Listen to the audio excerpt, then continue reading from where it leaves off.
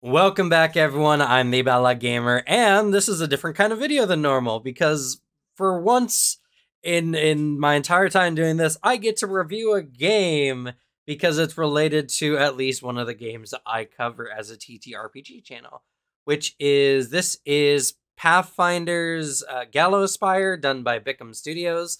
It is a vampire survivor-esque game and is currently in early access. So the first thing I want to mention before anything, it is assumed that stuff is going to be polished.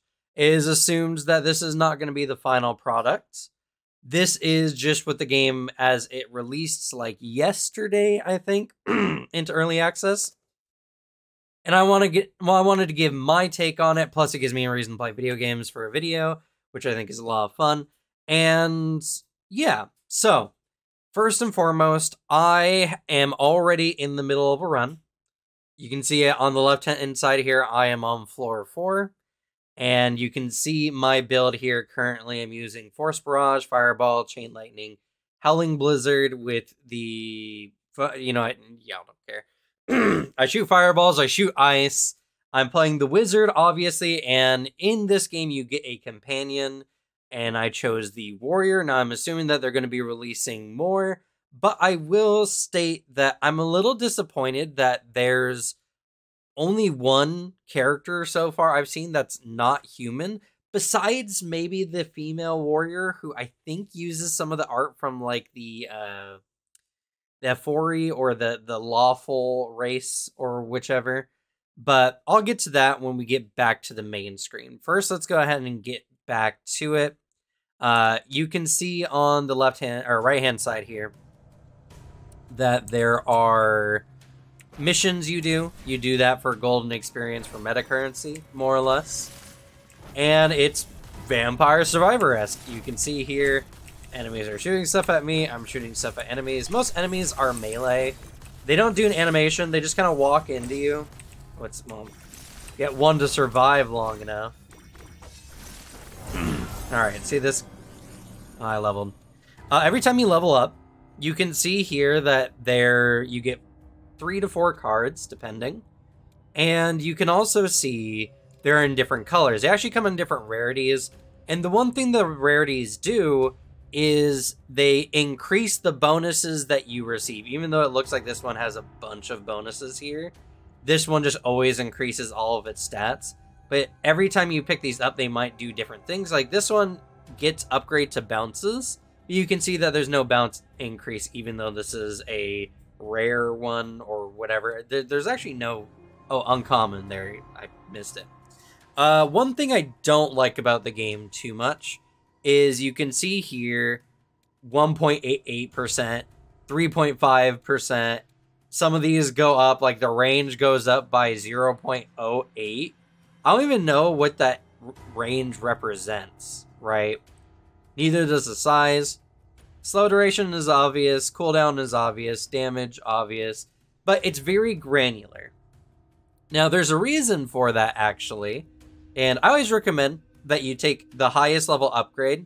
Okay, so this is another aspect to it. There is a max level you can get each of your attacks or passives.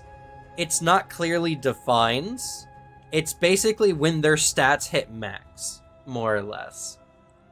And I always recommend that anytime you get a selection from your level up, that you always select the highest thing, followed by an attack.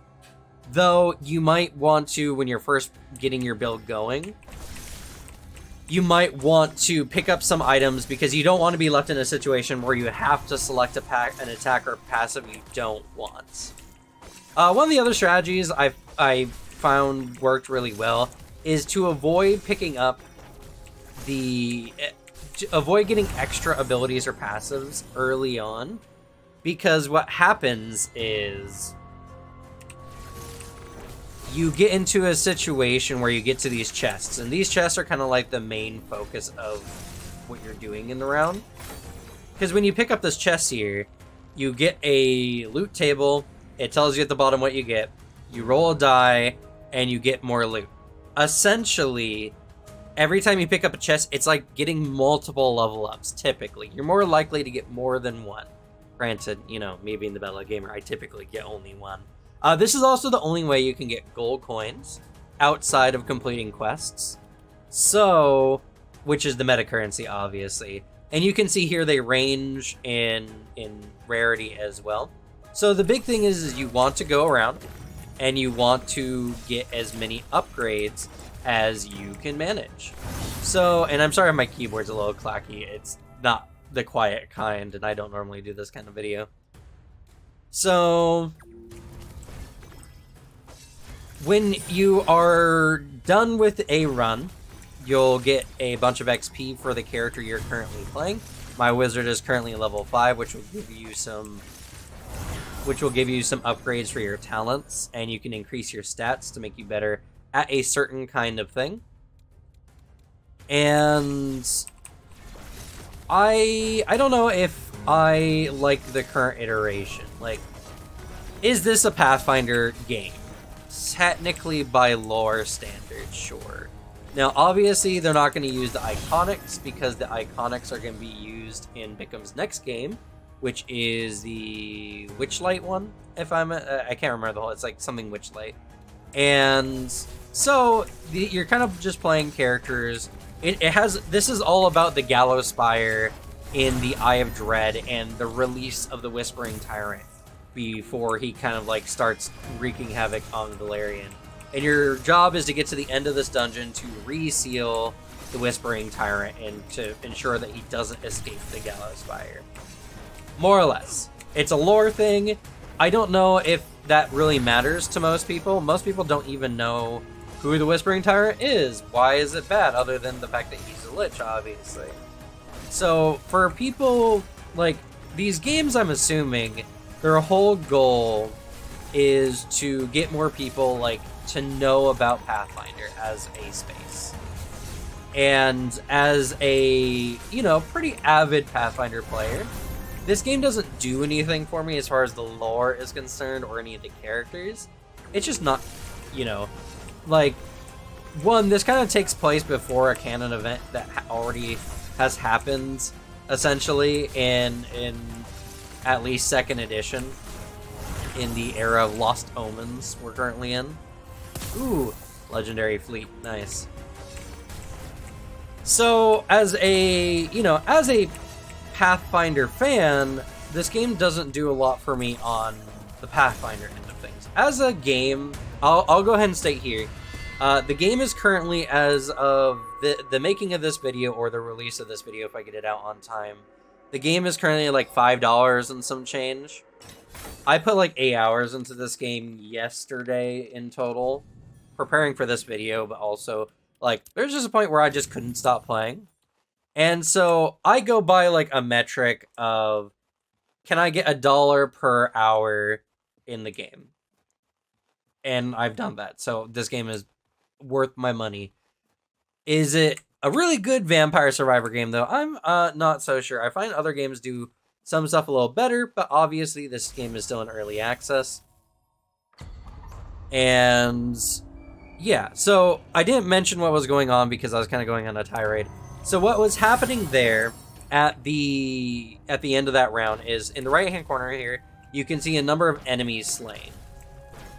So it's a very strange objective, but your objective is to collect as many chests as you can before the round ends. That is your overall objective, because the more chests you collect, the more level ups you get in all your stuff, which makes you stronger, which makes it more likely for you to get to the end. And because of the granularness of some of the increases, it's actually why I opted to run halfway through my run. Is because, ooh, real nice, good chain lightning increase there. Because it doesn't really feel like, I wanted it to be an interesting video to watch, you know, as well. So I wanted to make sure that my character was kind of somewhat built before I started the video, so you could see as the build has kind of like fleshed itself out. Now, my build is very much a very standard build. I have a chain attack for area. I have my Howling Blizzard for area damage. Fireball does area damage, but really high like base damage. You can see it's probably the highest damage spell I have. And then Force Barrage is your standard basic attack. And I do say the standard attacks do get really strong. I also got really lucky early in my run. I got a lot of legendary fireballs like right off the bat. So my fireball is a little bit yoked compared to everything else. And I'm going to do something here real quick. You can hit R to activate your character's ability. The wizard gets time stop. And you can activate all your abilities. Now, the wizard also gets an ability where if they stand still, their damage increases every second that you're standing still. So when you mix that with time stop, you can do a big burst with the wizard's ability, which I genuinely think is good. The warrior gets a shield wall ability that makes them insanely tanky, and the rogue gets a smoke cloud that allows them to do a lot of sneak attacks, and as well allows them to increase their evade to avoid damage. Now, you can see in the bottom right corner here, you get rerolls. You standardly get about 3 rerolls. There are equipments you can get that can give you more reloads or rerolls. And there's a combination of skills. It's insight and preparedness or something like that. I can't remember. Which allows you to have a chance of not expending a reroll. And towards the end of the game, you can get that chance of not expending a reroll to 100%, which is kind of nutty, because then pretty much by that point in the game, I could reroll ad infinitum to get legendaries for every roll to level my stuff up faster. The highest level I was able to get to so far is like 96. You can see I'm level 41 currently. And you can do some really interesting stuff. There's some stuff that's just broken, though. Wizard gets a really cool one called Reach Spell.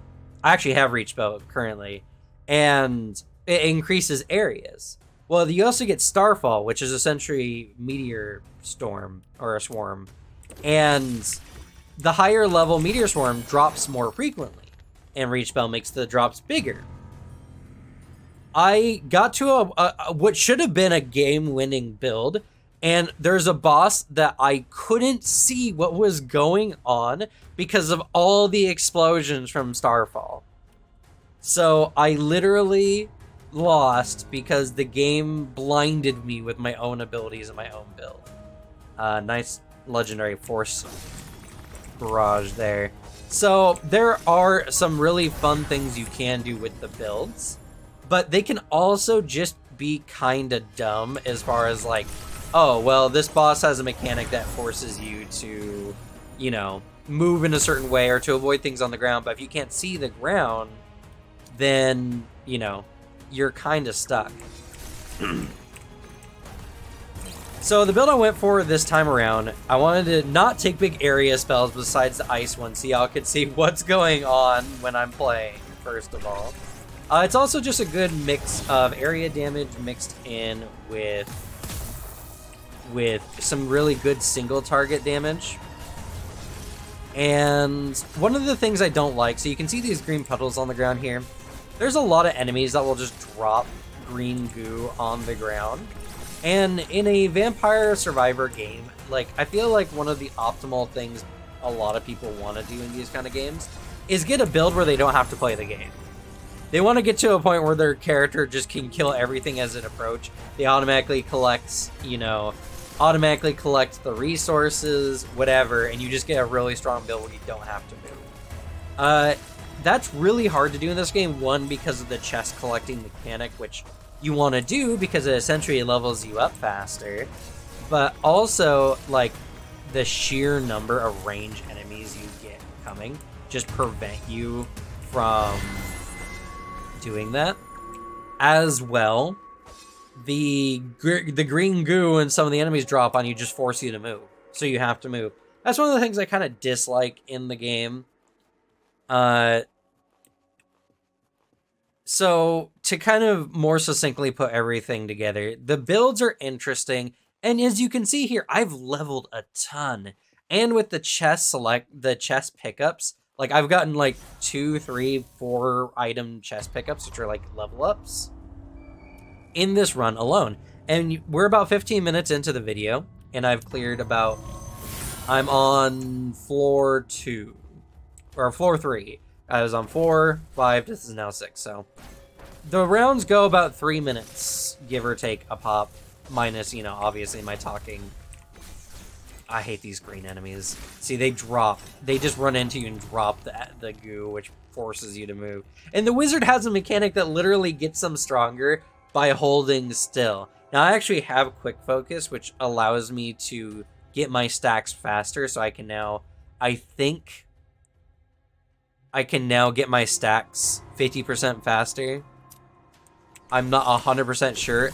The tooltips are not very clear on what they do. I just know it makes my thing faster. And there's no... One thing I really want them to do is for the singular focus when I hold still, I want there to be a buff that shows up down here, like in this open space beneath the cooldowns. These cooldowns are also super unnecessary. You don't need to see these because your eyes, one, are focused on the center of the screen, and two, your abilities are going to go off no matter what you do. You can't hold them. You can't... None of them take too long to, like, cool down for you to worry about when it comes up. So that just needs to be removed. Give buffs, give whatever, like, standard bonuses your characters have. Anything just to give more information. Because right now, I don't know how many stacks of quick focus I get access to. I don't know, like, if I'm burning, how long the burn is gonna last, for instance. There's all kinds of things that I find would be more helpful. And it just, the game doesn't show. Honestly, I think if you're like burning or something, you should see a little square up here over your character's head that shows, like, that shows the duration. I was out rerolls there, I'm very sad. Also, let's talk about enemies, right? So enemies run in a few varieties. There's the undead, which counts like zombies and ghosts. You can see that there's some that have like shields, some bigger dudes. All of them kind of die a little easy. The more armor dudes have more armor, so they're more resistant to your damage. Ghosts can go through the terrain. The little winged dudes flying around are imps that can shoot you with annoying effects. And I don't know what these vampire dudes do. Maybe they just do a lot of damage. It's really hard to tell in this game. But there's also elite variants of enemies, and you'll see them from time to time. They will get a health bar. We'll see if I can find them. They're bigger than the other ones, but sometimes they're just really hard to tell. And the thing is that, okay, this guy has a health bar. So you see here, he dropped a chest. They have a chance of dropping a chest, and I actually have a thing that increases the chance of them dropping a chest, which gives me another objective on the battlefield. That's really cool. But sometimes the enemies are really hard to tell apart. So sometimes I don't know if I'm walking past an elite unless I randomly see a health bar, like, appear on the screen. So that's... There's just a lot of points that they just need to add extra clarity. For instance, there should not be a point where I can't see what's going on the battlefield because my character's parry attacks. Like, you pretty much just can't take Starfall with Reach Spell, is what it boils down to. Because Reach Spell will make it where you just can't see the floor. And there are mechanics to some of the boss fights that require you to see what's going on. As well, like, I did mention earlier that combo where I got infinite rerolls so I could keep getting legendary things. I feel like something like that is really good. That's something that you can base your run around, especially because it doesn't add to your endgame power, it only gets you to your endgame sooner, right? So there's trade-offs. A lot of the passives, there are trade-offs. I took Lucky Find so I get more chests. I took Speed so I can get to chests more frequently. I took Quick Focus so that when I am holding still, I do a lot more damage. And I took Reach Spell to increase, like, the damage of my Fireball, since my Fireball was really early on going to be, like, one of my key abilities because I just kept finding legendary Fireballs. That is all good roguelite stuff. It's all stuff that you want in your roguelites. You want things that when you pick them up, you can be like, oh, I know what kind of build I want to do. And the game should offer you, like, infinite build potential, right? I'm gonna just hit the exit here because even though I could go run to get the XP or the chests, I kind of want to show you some more, and then we're about to do a boss battle here with Crying Kings. This is actually one of the least exciting boss battles because it's 3 bosses. You go into a phase where you have to get them each to half health, and then they regain all their health and they come at you all at once. I hate the ice dude the most. Ice dude needs to die first when all 3 come out, because the ice dude creates this freezing mist that like slows you down. Acid dude drops acid areas. It's not too hard. You have to be the appropriate distance to avoid getting hit. All right. So now I'm gonna go here. I'm gonna use my time stop. I'm gonna hold still, use a bunch of those spells, do a bunch of damage to the blue king there. And I just want to get him down so that I can move, because if those areas hit you, it hurts a lot. Fireball, like, I just got hit by the fireball. Oh, there's a little timer. I didn't notice that. Okay. I take back my earlier statement. I didn't see it before. I guess I just was so out of focus when I was doing this fight before. So that's good. I still wish you could get quick focus or something down here, though. You want to go blue, red, green, because red, if he hits you, you take area over time. Green just provides some area denial, but you can easily like get around it. And also my character is like leveled up. This was a really easy fight, right? The next level is going to be very difficult in comparison to this, which is crazy. So you get these chests, and they always have better than average loot. But I almost got one there. I wish that these chests would always give you like 3 things. Don't make me roll on boss chests. Just give me 3 things always, random rarity of blue or higher, you know. Maybe 4 if you want to add gold as a guarantee one, as, you know, like progression currency. Because sometimes it sucks. You beat a very hard boss, and then you get one thing, and it might just be gold, which kind of feels bad for your run. These little red dudes suck. The little red imps are terrible, because if they hit you, you start burning. I don't even know what effect just hit me there, actually. I saw a little bar going across. That's also another thing. I wish you could, like, get hit by something and hit pause so you can see what the effect is that is affecting you at the moment. Also, an interesting thing. So you get more XP as the game progresses, which is really good. I think that's a very solid mechanic. It makes it so that your character is always very consistently leveling at whatever range you are. Like, I'm leveling just as quickly now as I was earlier in the game, which is good. I think that's a good mechanic. And that's why it's super granular, as I mentioned before, because you get so many upgrades, because you level so fast. It's just, ooh, legendary fireball. It's just, it feels good to progress, but it can be hard to know when your stuff progresses. Honestly, my ice area is huge now. I actually don't know when that happens. It just got big because of reach spell / increasing the Howling Blizzard as well. Also, if I'm not mistaken, sorry,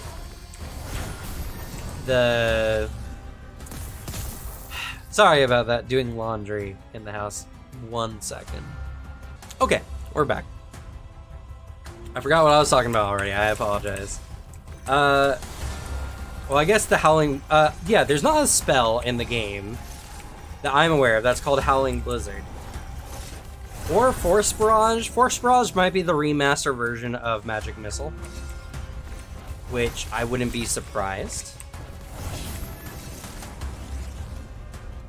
But, like, Force Barrage, Chain Lightning is obviously in the game, Fireball is obviously in the game. Howling Blizzard, I just don't know if it's an actual spell. Yeah, what is that? I don't know what that effect is that hit me. Is it the cold? Very strange.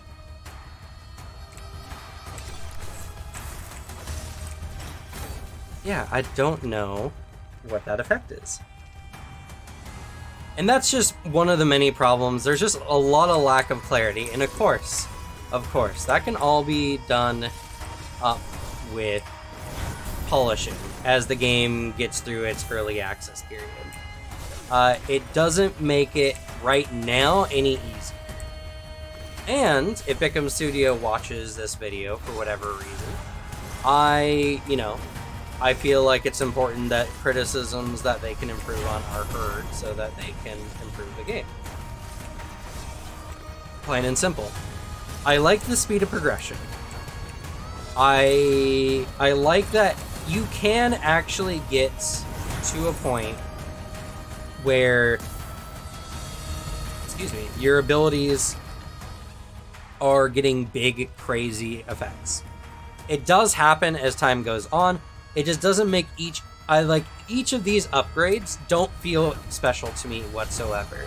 They're all just small steps in the character progression, and I kind of wish that instead of that, they just gave me... I like how also when the portal's up, when you're on a chest, time doesn't go down, so you can get the chest guaranteed. Also, the dice rolling animation could use some work. I don't know how you can make such a wonky looking dice rolling animation when dice rolling animations are like everywhere and like really good ones. And it's arbitrary. The animation doesn't actually determine your result. So that should be fixed. But again, polish. That's something I've already kind of mentioned.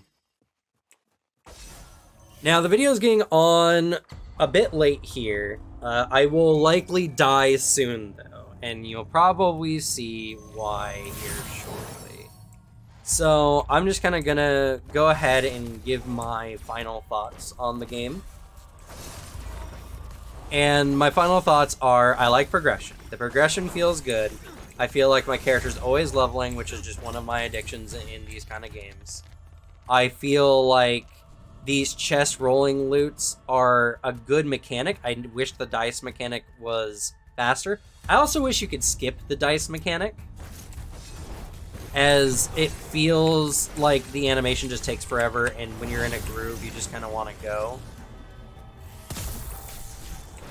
I just want to go bam, bam, bam, select all my things, not wait for a really slow dice animation. Also, a bug in the game as of right now. If you swap characters frequently between your runs, this happened when I was testing all the characters out, sometimes the chest dice rolling just breaks. I've played hours of Wizard by itself, but if I am swapping characters oftentimes, the loot table just breaks and the game can't continue. You can pause and do all kinds of stuff like that. You can quit out of the game, but when you quit out of your run is over. You can't go back to your saved run, which feels really bad. So that is a bug. I don't know what's causing it. I don't know what would cause it. All I know is that it's very frustrating when you have to cancel a run because you swapped characters. You're better off actually closing the game if you're swapping characters and reopening the game so you can play another character. That would be my recommendation if you're doing that right now. Hopefully that gets fixed, but that's a pretty serious bug that I feel will annoy a lot of people. As a Paizo product, I don't know if this does what Paizo would want it to do. I think it was a brilliant idea by Paizo to aim for a game like this. I think Vampire Survivor not only is a very fun genre, very easy genre to make games for, honestly, because the formula is just so kind of basic. Not a bad way basic, but it's just kind of, it's so basic that it's really easy to do well. And that's why a lot of Vampire Survivor games, I think, are genuinely fun. But they also all start to feel kind of samey. This one, I feel, is very samey to a lot of other ones. It's not really breaking any boundaries. This game doesn't really do a lot to, represent what the Paizo, what Galarian is, or the universe. The fact that many of the characters are just human or human appearing besides one, like, obviously elf character. I hope they get, like, a goblin alchemist character. I think that'd be really, really cool. And actually, I probably should just die right now. I think I will try to do so. I don't know if the game will let me die right now, but we'll see. I'm just gonna not do anything, keep talking, let the mini screens keep popping up. But hands off. So, I don't know if this is a good way to get people interested in, like, the TTRPG. I don't know if that's even Paizo's intent or if it's just name recognition. But if it's name recognition that they want, I don't think this is necessarily a good way to do it either. Because there's nothing interesting or exciting about this game. This just feels like any other indie studio. Nat 20, nice. Feels like any other indie studio style of Vampire Survivor game. It just has Paizo's name on it. The characters aren't unique enough. The story isn't deep enough, even though there are lore bits on every page, which I do like. But it's not anything that super draws you in. It's not really meant to, in a sense. Man, I'm taking forever to die here. I did not think... Okay, fine. Oh, I did not know. XP goes away if you leave it on the ground too long. That is actually really bad. I don't like that. I think that's a bad mechanic. It should stay forever until you pick it up. Oh, I gotta hit center. I'm trying to die here so I can show you all the meta currency at the end.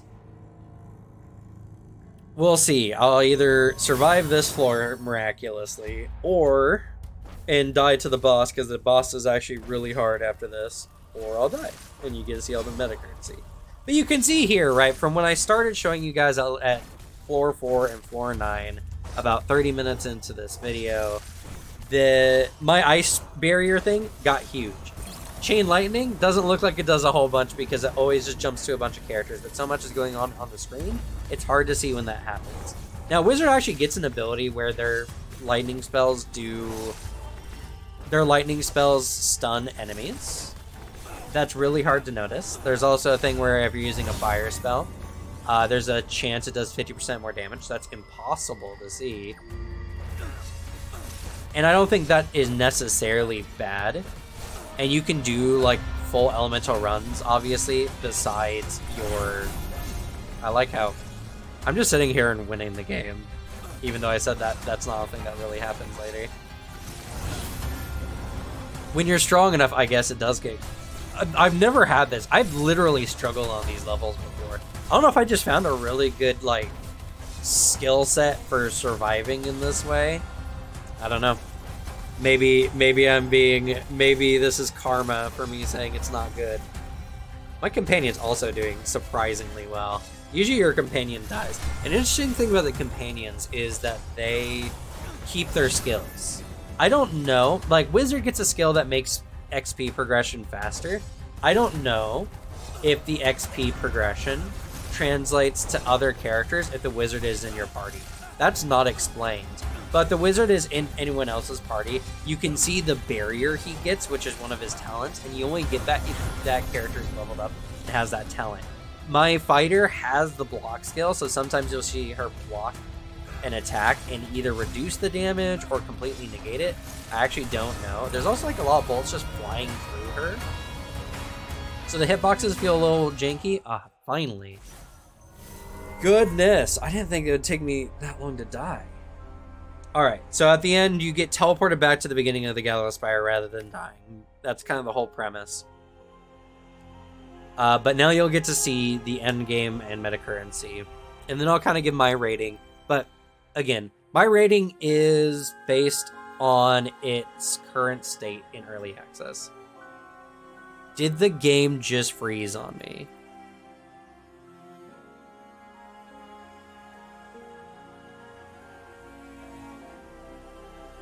So yeah, it's an early access. Give me a moment. Alright, game's back up. Game froze there. Early access. I'm not blaming it for that, of course. But just so you know when you're getting the game. Photosensitivity, yeah. Especially with the wizard, there are some spells that are just very flashy at the end. This good chance to show you all the options. So you can change the game text language, but you can't change its size, which sucks if you have bad eyes.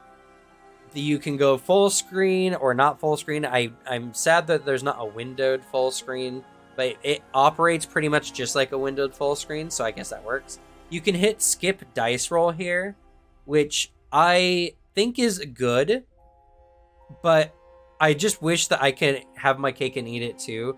Just let me skip it while I'm watching the animation, but show me the animation so something happens. You know what I mean? Audio options, you can change the audio. Not a lot going on here. There's not a good way to set like the contrast or gamma or anything if you are sensitive to, you know, flashing lights, which is very unfortunate.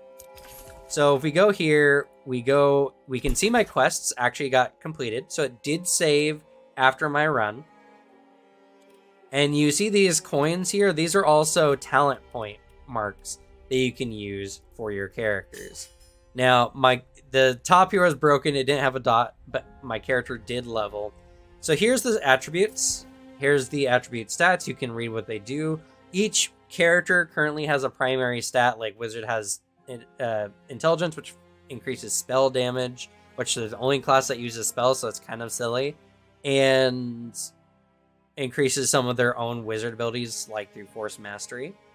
You can see that there are attribute caps. So when your class is level 1, you get a max of +5.